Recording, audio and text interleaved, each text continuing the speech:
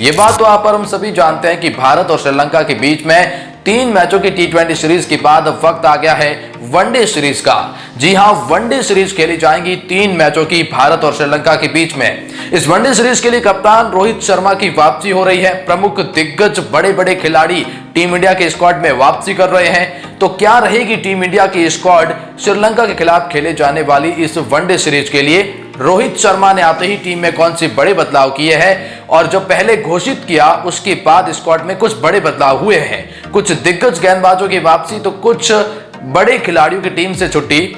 One day series के लिए भारत की 15 सदस्यीय स्क्वाड क्या रहेगी, क्या किया है बीसीसीआई ने अनाउंसमेंट, चलिए जानते हैं इसे खास रिपोर्ट में। वीडियो में आगे बढ़ेंगे और आपको बताएंगे सब कुछ, लेकिन आपकी हम एक छोटी सी राय जानना चाहते हैं। आपको क्या लगता है कि वनडे वर्ल्ड कप 2023 को ध्यान में रखते हुए भारत का ओडीआई फॉर्मेट में कप्तान किसे होना चाहिए? कमेंट सेक्शन में आप अपनी राय जरूर बताइएगा।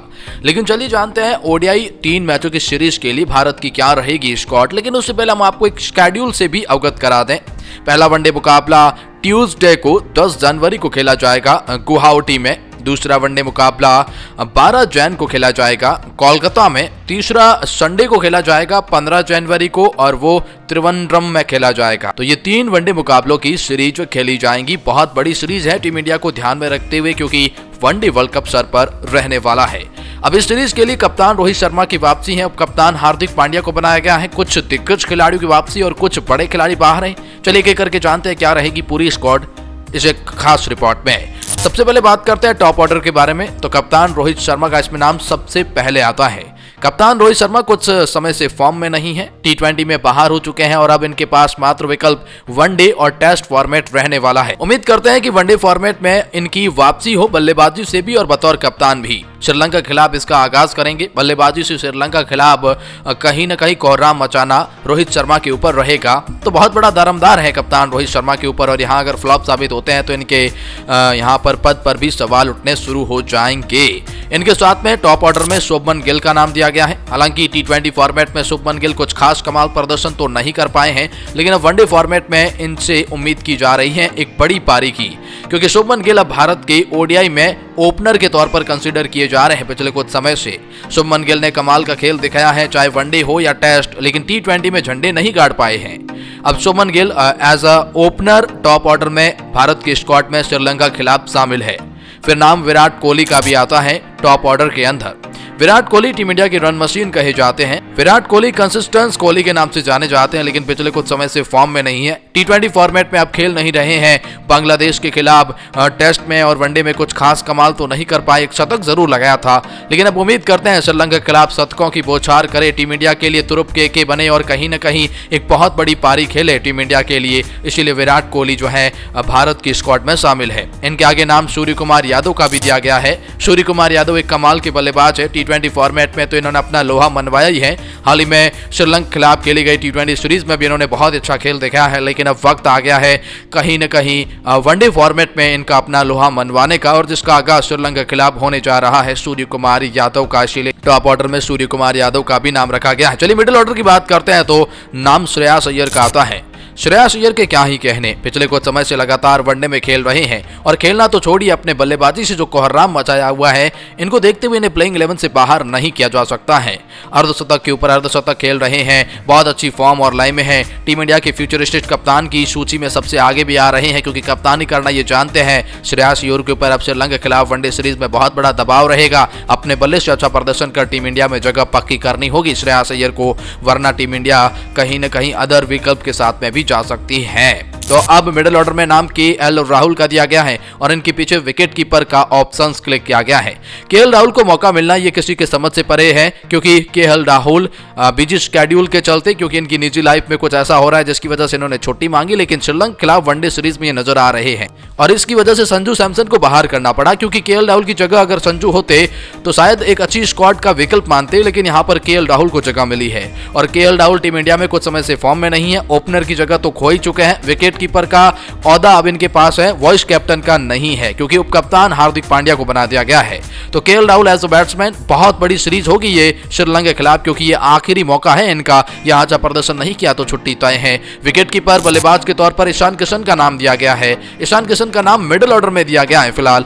लेकिन देखने वाली बात यह होगी कि क्या वो मिडिल ऑर्डर में आते हैं या फिर नाम इनका ओपनिंग पेयर में आता है। ईशान किशन ने हाल ही में दोहरा शतक लगाया है वनडे फॉर्मेट में और उसके बाद ये और भी घातक खिलाड़ी हो जाते हैं। ईशान किशन ने टी20 फॉर्मेट में ठीक ठाक प्रदर्शन किया है। अब देखने वाली बात है श्रीलंका के खिलाफ वनडे में कैसा करते हैं। इसके बाद नाम हार्दिक पांड्या का आता है।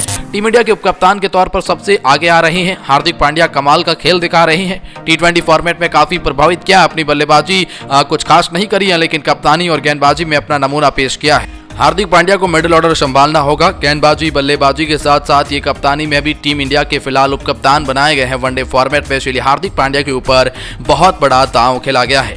हार्दिक पांड्या एक बहुत ही कमाल के ऑलराउंड का विकल्प प्रदान करते हैं। टीम इंडिया को गेंदबाजी रीढ़ की हड्डी धुरंधर खिलाड़ियों में से एक है, नाम इनका स्क्वाड में दिया गया है। हार्दिक पांड्या के साथ में ऑलराउंडर में नाम वॉशिंगटन सुंदर का भी दिया गया है। वॉशिंगटन सुंदर ने पिछले कुछ समय से अपने खेल से काफी प्रभावित किया है। खासतौर पर वनडे फॉर्मेट में वॉशिंगटन सुंदर की बल्लेबाजी काफी हद तक सुधार आया है। वनडे फॉर्मेट में आपको गेंदबाजी का विकल्प भी प्रदान करते हैं। ऑलराउंड की भूमिका टीम इंडिया के लिए ये निभा सकते हैं। गेंदबाजी इनका पहला काम है और बल्लेबाजी में योगदान दे सकते हैं, ये एक बहुत बड़ी बात है। और पिछले कुछ समय से जो मौके मिले हैं उन पर इन्होंने लगातार अच्छा प्रदर्शन किया है और जिसकी वजह से ही ये भारत की इस ओडीआई स्क्वाड का हिस्सा भी बने हुए हैं।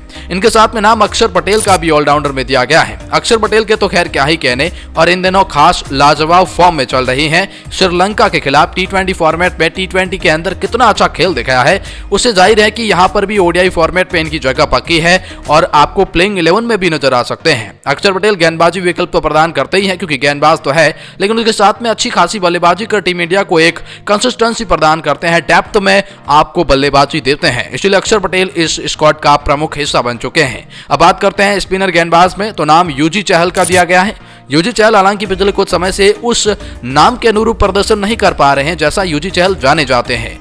यूजी चहल विकेट टेकर गेंदबाज के रूप में है, लेकिन फिलहाल उनका वो एबिलिटी दिख नहीं रही है। भारत की इस ओडीआई स्क्वाड में यूजी चहल को हिस्सा बनाया गया है और इनके साथ में कुलदीप यादव को भी एज अ स्पिनर शामिल किया गया है। कमाल के गेंदबाज हैं कुलदीप यादव, मिस्ट्री स्पिनर में माने जाते हैं। इनकी गेंद को पढ़ना हर किसी के वश की बात नहीं, इसलिए और भी ज्यादा खतरनाक हो जाते हैं। और पिछले कुछ समय से लगातार जहां मौके मिल रहे हैं बहुत अच्छा प्रदर्शन कर रहे हैं और इसी वजह से अब कप्तान रोहित शर्मा भी कुलदीप यादव को मौका देने के लिए कहीं न कहीं मजबूर हुए हैं। इनके साथ में नाम अब तेज गेंदबाजी में लें तो सबसे पहला नाम जसप्रीत बुमराह का आ गया है। जी हां, जसप्रीत बुमराह की वापसी हो चुकी है और अब आपको श्रीलंका के खिलाफ ओडीआई सीरीज के अंदर जसप्रीत बुमराह गेंदबाजी करते हुए दिखाई देंगे। पिछले कुछ समय से चोटिल रहे हैं, अच्छी खासी वापसी करेंगे, इंडिया के विकेट टेकर ऑप्शंस के रूप में देखे जाएंगे। अब जसप्रीत बुमराह के लिए ऊपर क्योंकि वर्ल्ड कप भी आ रहा है, अपनी फिटनेस को भी कहीं ना कहीं मैनेज करना होगा टीम इंडिया के लिए। अगर तुरुप का इक्का बनना है और अपनी कंट्री के लिए कुछ योगदान देना है तो जसप्रीत बुमराह के लिए बहुत बड़ा मौका है, वरना आईपीएल में और